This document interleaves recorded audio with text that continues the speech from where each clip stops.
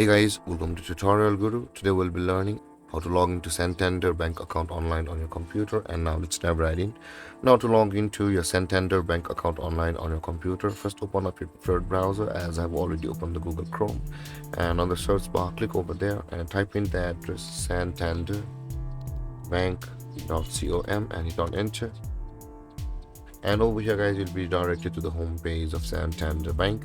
Now in order to log into your account, from over here guys, you can see we are on the personal category. You can go through your small business, commercial, banking types. Over here you can go through your cards, personal loans, everything is available over here, but we'll be just logging into our personal account. So since we're on the personal page, at the top right corner of the screen you can see there is a login button available for us. Click on that login button and this kind of interface will appear where you'll be required to enter your username of your bank account which you had registered on Santander Bank at the time of creating your account. After that, enter your password.